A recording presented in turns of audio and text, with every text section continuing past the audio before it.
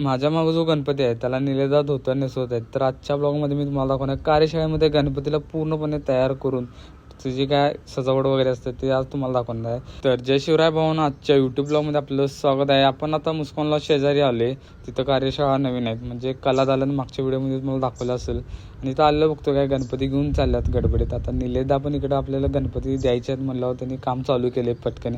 सजावटीसाठी काय काय लागते ते सामान सगळं घेतलं. मी बघितले तर काय ढीगभर सगळं सामान आहे आणि एवढं सगळं साहित्य गणपती सजवायसाठी लागते. मी डोक्याला हात लावला. निलेदाला म्हटलं मूर्त्या तयार झाल्यात का नाही. निलेदा म्हटलं बऱ्यापैकी मूर्त्या झाल्यात. म्हटलं जाऊन बघतात. जास्त करून निलेदाने बॅलेन्सिंग मूर्त्या केल्यात. एक मूर्ती तयार झाल्या आणि दिसायला असली खतरनाक दिसायला की नाही.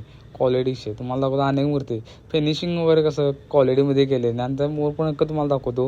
हे जे मोरपंख आहे एवढं मोठं ते आपण तुम्हाला दाखवतो. ह्या गणपतीच्या पायाखाली डिझाईन म्हणून येणार आहे. आणखीन एक गणपती दाखवतो. तो म्हणजे आता गणपती कर्नाटकात जाणार आहे, त्यामुळे निलेदा त्याची तयारी करायला लवकर.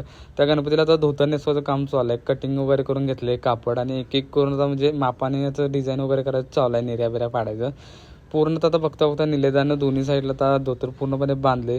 धोतर व्यवस्थित बांधल्यामुळे बघा निर्या हलत नाहीत, व्यवस्थित डिझाईनमध्ये झाल्यात. आणि आता धोतरच्या मध्ये जे सेंटरच्या ज्या निर्या असतात ते आता बनवायलात. आणि बनवताना चूक काय झाली, ह्या डिझाईनमध्ये निळा कलर नको होता, त्यांना गोल्डन कलर पाहिजे होतं. फोटो म्हणजे जसं आहे तसं डिक्टो सेम तसं पाहिजे होतं.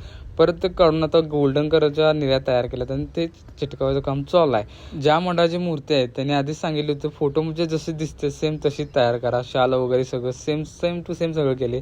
कमरेला पट्टा वगैरे सगळं बांधून निलेदाचं पूर्ण काम झालेलं आहे. आणि इकडे बाहेर बघतो तर काय हे गणपती घेऊन चालले आणि पुढे टेम्पो उचलायला म्हणून पुढे माणसं उभा केल्यात.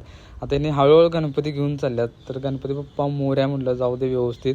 आणि निलेदाने ही मूर्ती पूर्ण केली आहे बघा. खालनं वरपर्यंत सगळं कलर वगैरे काम झालेलं आहे. तर आजचा यूट्यूब ब्लॉग कसा वाटला मला नक्की कमेंट करून सांगा. सबस्क्राईब करा, भेटूया पुढच्या ब्लॉगमध्ये.